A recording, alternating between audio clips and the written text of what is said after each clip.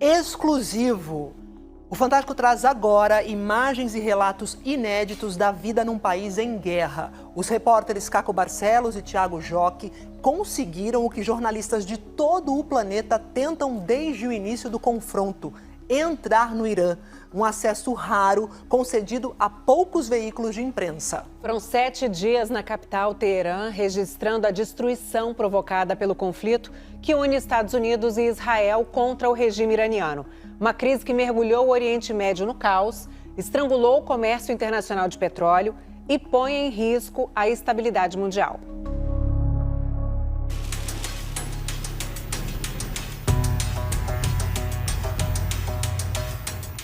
Estamos em Van, uma grande cidade ainda na Turquia, e daqui seguiremos para a fronteira. São 300 quilômetros de estrada entre montanhas cobertas de neve. Cenários muito bonitos. Desde o início da guerra, as fronteiras do Irã são fechadas para a imprensa. Sabemos que centenas de repórteres já tentaram, continuam tentando e não conseguiram entrar. Bem, agora chegou a nossa vez. Tem um soldado aqui filmando. Você viu um soldado filmando você? Sim, peguei. Ok? Já foi o Brasil. Answer. We are from Brasil. Fizemos essas imagens do posto da alfândega antes de sermos proibidos de gravar na fronteira, ainda pelas autoridades turcas. Lá dentro, eu e meu colega Thiago Joque mostramos o visto de imprensa e, depois de uma checagem de 2 horas, fomos autorizados a entrar no Irã. Foram 12 horas de viagem da fronteira até a capital do Irã, Teherã. Fomos orientados a não sair do carro durante o trajeto e a não fazer gravações. As estradas são monitoradas por satélite pelo Exército de Israel e as nossas câmeras podem ser confundidas com armas. Nesse momento, nós acompanhamos os funerais do general militar da Marinha iraniana, morto durante um ataque na embarcação que ele comandava no estreito de Hormuz. Ele participava de uma reunião com outros executivos militares quando 2 mísseis atacaram o navio e o local onde ele estava reunido. Ele morreu na hora, juntamente com outros militares. O corpo dele foi transportado até aqui, a capital, para os funerais que acontecem nesse momento. Então, para chegar mais perto, pessoas muito emocionadas aqui em volta. Aqui encontramos também representantes das novas gerações das mulheres, geralmente mais jovens, como essa que está aqui ao meu lado.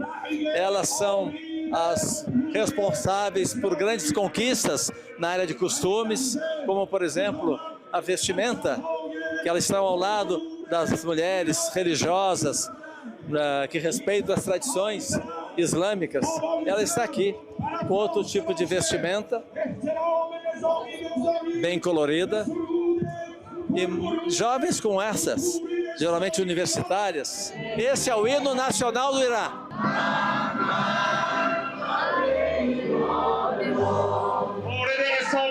Nos discursos, muitas críticas aos governos de Israel e dos Estados Unidos, sobretudo contra o presidente Donald Trump. Um jovem me procura no meio da multidão e pede para gravar uma entrevista.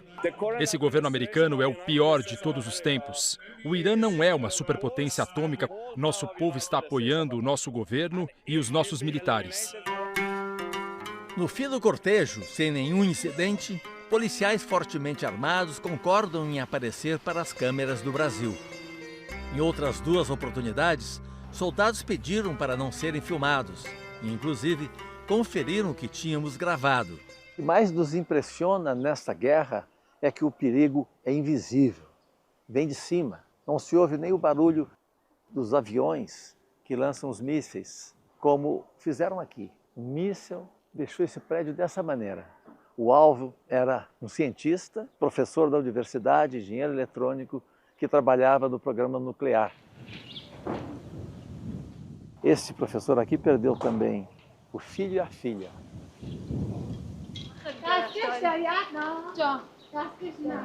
Não. As pessoas estão um pouco tensas aqui, as moradoras. Não quiseram falar conosco.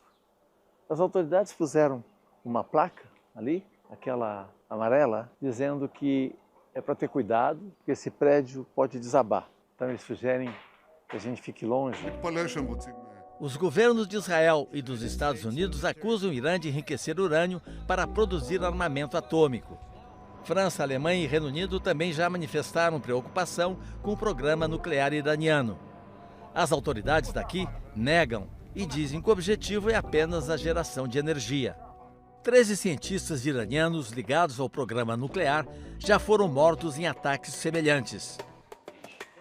Nessa semana, houve mais um ataque, dessa vez com o lançamento de mísseis contra a universidade, onde alguns cientistas são professores. É grande a destruição. Botou abaixo um prédio aqui à nossa direita. E as ondas da bomba levam consequência para bem longe. Material escolar. Olha ali, ó, equipamento de laboratório. Eu fiz uma cirurgia que causou lesão aqui na perna direita. Não consigo ter ainda a força suficiente para equilíbrio nesta perna. Estou usando uma bengala. E num ambiente assim, né, cheio de destroços, fica mais difícil. Pelo jeito, a bomba foi seguida de um incêndio. Somos muitos jornalistas aqui. Uns 20 jornalistas aqui, iranianos. Logo depois, nos aproximamos de um repórter. Nosso colega é da Rússia. Estávamos numa comitiva de jornalistas que visitava os locais atacados. Apenas 3 equipes estrangeiras estão aqui no Irã. A nossa, da TV Globo, a russa e uma britânica. Aqui na universidade, percebemos em meio aos escombros muito metal queimado, retorcido. Nesse último ataque, não houve mortos. Os colegas falam aqui que na Guerra dos 12 Dias, junho do ano passado, 11 cientistas da área nuclear foram mortos. 5 deles estudavam nesta universidade, nesse prédio. Estamos chegando na cidade de Fardis, que foi atacada ontem, horas atrás. São várias casas atingidas. Impressiona que toda essa destruição foi causada por um único míssil. 10 casas foram atingidas e só numa delas 3 pessoas morreram. Não tivemos a informação do total de mortos nesse ataque aqui. Acabamos de receber a autorização do segurança de conhecer o lugar onde houve o maior número de vítimas. 25 pessoas morreram nesse ataque. É um conjunto de prédios residenciais que virou isso, escombros. Impressiona o tamanho da destruição, um pouquinho da vida das pessoas. A gente observa no chão os documentos, os arquivos das pessoas, fotos, pedaços dos carros. E que foram várias bombas. Por aqui dá para ver, Tiago, quão profunda é a destruição, né? Vai retorcendo o prédio, uma coisa, o concreto, né? Cedendo. Nossa tradutora Farzani explica que, segundo as autoridades iranianas, o alvo seria uma instalação militar localizada atrás do conjunto de prédios. Um homem que mora perto e viu o ataque conversa com a gente. Os 25 mortos são aqueles que os corpos foram encontrados, ainda desaparecidos. As bombas foram tão pesadas que muitas coisas foram totalmente destruídas. Nós estamos nos aproximando do local do último ataque, que atingiu uma ponte. A gente começa a ver lá à frente. Esta é uma ponte que estava sendo construída há 3 anos. Não temos nada a ver com militares. Essa ponte foi construída com o mesmo objetivo da outra: conectar Teherã a outras 14 províncias do Irã. E ainda estava em construção, nem estava sendo usada. Operários e pessoas que circulavam pela região disseram que foram 2 ataques contra a ponte e que no segundo, 8 trabalhadores morreram e 95 ficaram feridos. Leila Makeli, irmã de 2 trabalhadores, tinha ido até a obra levar almoço para eles. foi atingida e teve que ser levada ao hospital em estado grave. Ela estava com os irmãos embaixo da ponte quando houve o bombardeio. Horas depois, Leila não resistiu aos ferimentos. 2 médicas, 3 médicos mortos durante o ataque nos hospitais onde trabalhavam. Os colegas deles estão aqui fazendo uma manifestação, um protesto contra os ataques que estão acontecendo nas áreas dos hospitais, nos centros de socorro. Ainda hoje, 4 ambulâncias foram atingidas pelos aviões que a gente não vê. Ela está explicando que ela é uma estudante de medicina. Ela trouxe a foto de uma enfermeira, colega, que foi morta durante o ataque. É considerada uma heroína. Ela permaneceu no hospital ajudando os pacientes, por isso o uniforme dela ficou queimado. Uma das líderes do protesto leu uma declaração em persa e em inglês também. A médica disse que a preservação das instalações médicas e farmacêuticas é um direito universal que não pode ser violado sob nenhuma circunstância. Ela também conversou com a nossa equipe. Eu acho que é necessário falar que numa guerra os inimigos devem respeitar algumas fronteiras. Não se pode bombardear infraestruturas de saúde. São lugares essenciais para cuidar das pessoas feridas. Autoridades americanas e israelenses alegam que hospitais e centros de saúde foram atingidos porque estariam próximos a instalações ou equipamentos militares. Segundo os médicos iranianos, mais de 300 hospitais e centros de saúde foram atingidos durante os combates, inclusive 18 instalações do Crescente Vermelho, que é a Cruz Vermelha daqui. A Organização Mundial de Saúde confirmou pelo menos 23 ataques a centros de saúde no Irã. Nós visitamos alguns hospitais. A gente consegue ver os estragos aqui no Hospital Psiquiátrico de Teherã. Ele foi afetado por um choque pós-bombardeamento, né? Então os estragos estão por todas as partes. Aqui, em todos os eventos que visitamos, sempre encontramos muitas pessoas carregando fotos dos líderes religiosos e políticos do país, os ayatolás. Acima da Guarda Revolucionária Islâmica e de um governo civil, são os ayatolás que controlam o Irã. Desde a Revolução de 1979, quando o país virou uma república islâmica, o regime exerce forte controle sobre a sociedade, com repressão a protestos, censura à imprensa, prisões de ativistas e imposição de comportamentos sociais, principalmente a mulheres. Hoje, além das críticas ao programa nuclear, o Irã também financia e apoia grupos como o Hezbollah e o Hamas, responsável pelos atentados de outubro de 2023 contra Israel. É difícil, qualquer gravação tem que passar pelo checkpoint, pelas barreiras da polícia, a chamada Guarda Revolucionária. Bom, aqui somos liberados, depois de passar da barreira. Durante nossa estada aqui, tentamos falar com opositores ao regime, mas não conseguimos. No início do ano, protestos contra o governo por causa da crise econômica foram fortemente reprimidos pela Guarda Revolucionária. Autoridades iranianas dizem que mais de 3.000 pessoas foram mortas, mas organizações independentes afirmam que o número de vítimas pode ter sido muito maior. O porta-voz do Ministério das Relações Exteriores do Irã falou sobre os protestos de janeiro. Esses protestos deixaram de ser pacíficos e se tornaram violentos pela ação de infiltrados. Homens armados que atiraram contra policiais. Mais de 200 oficiais de segurança foram mortos por esses atiradores que ainda mataram vários manifestantes.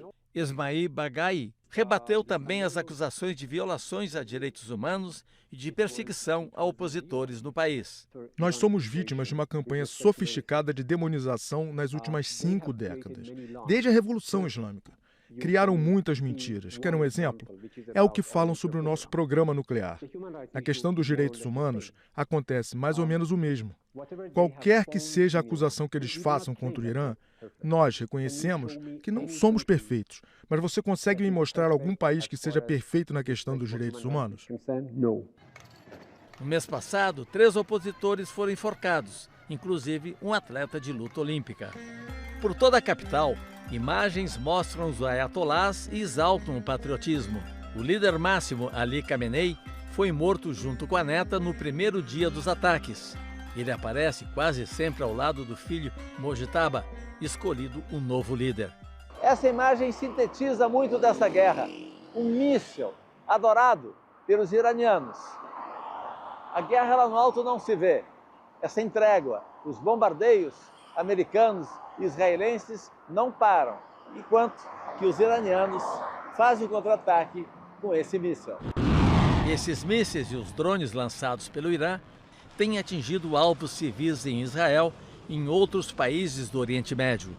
Assim como os israelenses e americanos, o governo iraniano também alega que sempre busca alvos militares.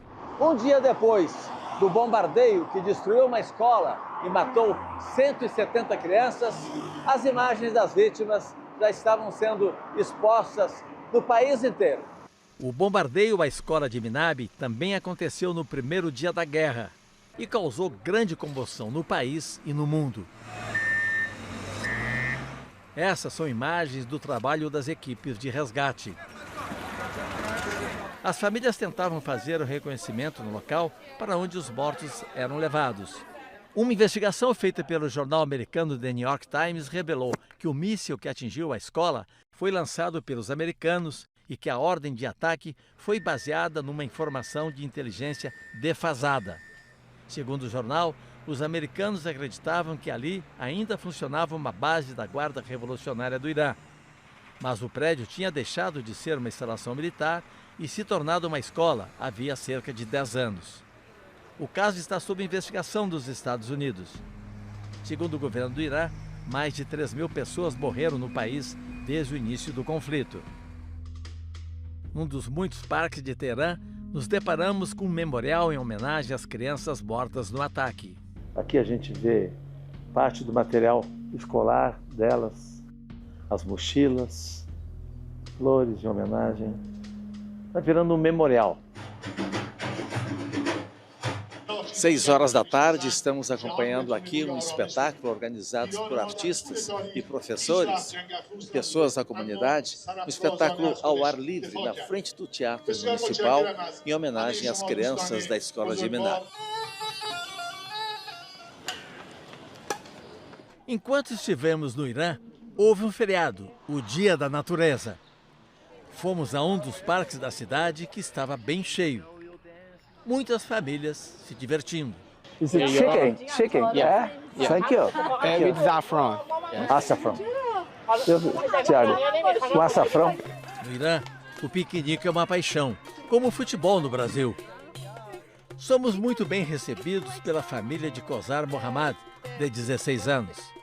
Ela nos apresenta os parentes. Tem pai, mãe, tio, primo, irmãos, avós. E, claro, o churrasqueiro. This is the barbecue man. Eu pergunto sobre a importância desses encontros. É muito importante porque ficamos juntos, unidos e praticamos esportes, especialmente o badminton. A família curte o piquenique. Ficamos mais um tempo ao lado deles e depois nos despedimos, mas só por algumas horas. Bom, nós conhecemos a família Mohammad durante a tarde, numa praça, fazendo piquenique. E agora vamos acompanhar uma cerimônia de toda a noite. Desde o início da guerra, eles repetem esse ritual. Eles se reúnem aqui no bairro, na capital Teherã, a família inteira. Estão aguardando a gente. Nós pedimos para acompanhar a cerimônia de toda a noite. Estão aqui já prontos para partir. Nós trouxemos uma bandeira do Brasil, eles gostam muito de bandeiras.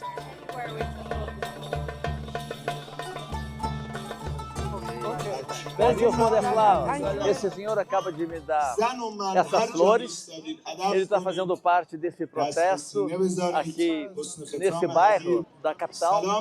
Toda noite ele se reúne dessa maneira, uma forma de protesto contra a guerra. Os homens à frente, como esse senhor, seguido das mulheres, que nesse momento elas ficam de costas no ritual, mulheres e crianças. Esses eventos são incentivados pelo governo e acontecem em vários bairros de Teherã e em cidades do interior. Ok. Ela está explicando que esse é o momento de união de todas as gerações, unidas para dar força ao novo líder, independentemente da idade, da geração. No tempo em que passamos aqui no Irã, percebemos que a população tenta manter a vida normal, indo para a rua, apesar da ameaça constante de ataque. E mesmo na nossa última noite em Teherã, quando havia um risco ainda maior e mais perigoso no ar. 11 horas da noite. Falta 1 hora para o fim do prazo estabelecido pelo presidente americano, Donald Trump, em que ele ameaça o Irã de bombardear de maneira muito mais intensa. Ele disse que o país vai voltar à Idade da Pedra caso não abra o Estreito de Hormuz. Alguns trazem chá, oferecem doces para quem está na rua. Mohammad, um pesquisador, diz que não teme as ameaças de Trump e que sentiu que devia colaborar com as manifestações toda noite e voluntariamente oferecer chá e alguns doces aos participantes. Neste momento, nós estamos acompanhando um movimento de protesto contra os governos de Israel e dos Estados Unidos. Impressionante a quantidade de pessoas aqui. Elas agitam bandeiras e gritam palavras de ordem. Muitos dizem que ao longo da história perderam muitos combates, mas a vitória foi sempre deles. No meio da multidão, reencontramos a moça que mostramos no funeral do general. Há um clima de euforia no ar. Meia-noite na capital Teherã, momento importante. Acaba neste momento o prazo final estabelecido pelo governo americano, pelo presidente Donald Trump, para reiniciar os combates de maneira muito mais intensa. Apesar das ameaças, a multidão está nas ruas aqui na capital do Irã, sem nenhum tipo de proteção. A ameaça vem do céu, bombas, mísseis, drones, todo dia desabam. E aqui eles não têm a proteção que a gente vê em outros países. Não há abrigo subterrâneo, as estações de metrô não são preparadas para proteger o povo. Mas eles continuam nas ruas. Horas depois, quando nós já estávamos iniciando a viagem de volta para o Brasil, foi anunciado um cessar-fogo, o início de negociações que podem levar ao fim do conflito.